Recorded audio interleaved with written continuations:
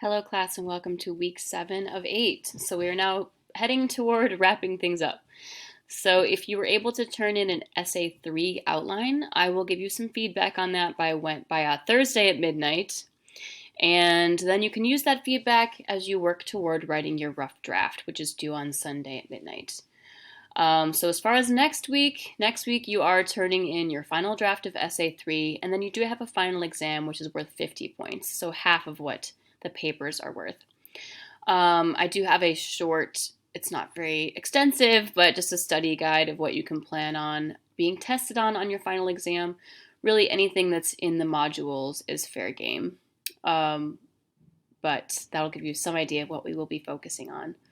All of those questions will be multiple choice or true false. There won't be any essay questions on that. There might be some short answer. So this week we're talking a little more about inductive reasoning and how it works in actual research, so in surveys and statistics.